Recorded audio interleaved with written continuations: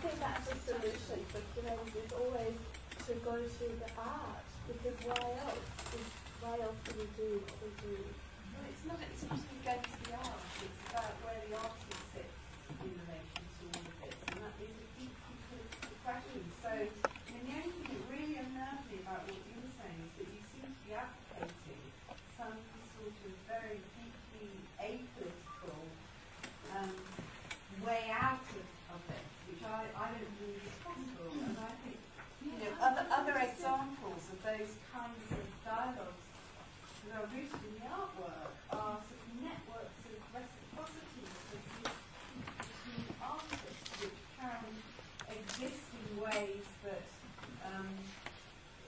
curatorial networks and discussions and the imperatives of curators who aren't primarily operating as artists or artist curators, they're very, very different. So I think there is real hope for certain sorts of reciprocity based around and through art practice and curatorial practice that emerges out of art practice.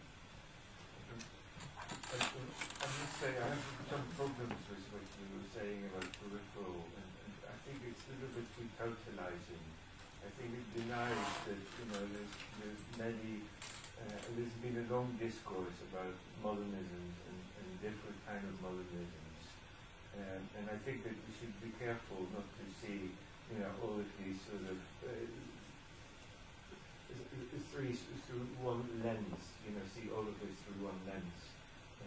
I think in the 80s, the periphery might have been sort of coming from a Eurocentric or Western-centric view, a sort of an observation. I think periphery today is a pejorative. You know, I think that there's been a vast proliferation of centrism, and I think that we also we now do have an understanding that there is other trajectories which you know may meet in a contemporary, and they may meet in different platforms, you know, shows, etc. But they have a vastly different sort of contextual baggage with them. And I think that, you know, one has to, because something may look the same or finds itself in the discourse, is not in the same discourse, is not necessarily the same. You're talking about two different things. The fact that we travel from center to center, some of them quite far away, and we see the art that deals with the same or similar or connecting modernisms is one thing, but still there is all the rest. So I'm talking about all the rest, not about the center, not about the artists that are talking in this kind of modernist, but I'm talking about artists working in their own traditions, with craft or with calligraphy or whatever. There's a whole world besides these centers that we're talking about. But my point is that we produce this rest. You know, when we're talking about curating the other, you could also replace it by producing the other. We're othering. You know, all these sort of shows where Jean-Bert Martin was it's a construction of something which is so-called other. You know, when you're talking about craft tradition, you're putting that tradition, you know, in a so-called other. You know, it's sort of like, you know, and there's two ways of considering that. And I think one of you touched upon that. I thought it was very interesting, how the notion of boundary, you know. I think that if you're constructing the other in a sense of a boundary instead of constituting the self, this is a long sort of, you know, Western European sort of Abrahamic discourse. You know, you need the other in order to constitute the self. That's just another Western paradigm. No, exactly. It's not like it's Abrahamic. You're in a kind of endless cycle of 3,000 which will go nowhere if you take that Latin American. Otherness is always a construction, of course. Of course.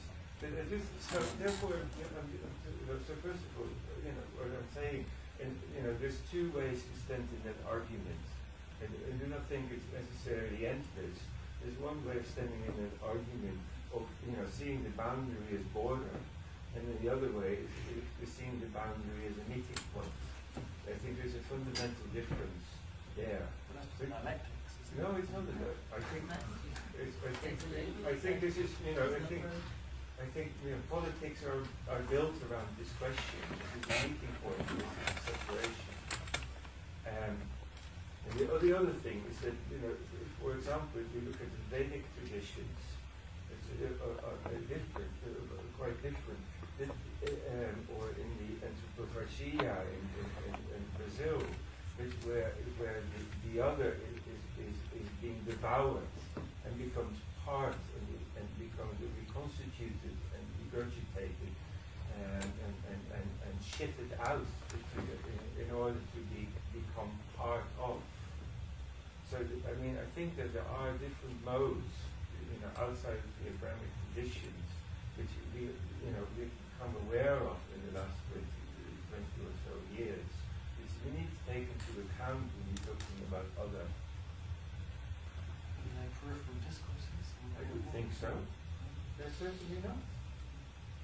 That's why I'm going to say that, I think that the notion of periphery today is a very different meaning attached to it than it had in the 80s. And, another example of that, when we're talking about about market, there's a huge market in India for contemporary art emerging. It's all Indian collectors. There's Indian. Does it have the same definition like this one? No, it's different. Because I saw exhibitions of so-called Indian contemporary art shows, and they were based on traditional art. Traditional modernistic art, like painting, sculpture, which looked somehow European. But you saw them where? In Europe. Yeah. So I do think that, I think that there's other models that we can look at and we need to consider when, we address these questions. I think we're just going to stop talking about those other. We've been talking about it for 30 years. I've been sitting in these sort of sessions for the last 25 years, and I've got to find another way of keep it longer, really. Find another way. And it also becomes this thing where I think, whatever everyone's saying about this problem, it's still the other is still the holy grail for every curator. It absolutely is. Whatever that other might be, whether it's sexuality, whether it's race, whether it's culture, whatever that other might be. What's interesting about this talk is that it's also taking issue with the term curator. Yeah, well, so that's where the exploration and creative story is actually seems quite challenging. That we actually challenging the paradigm of curating itself.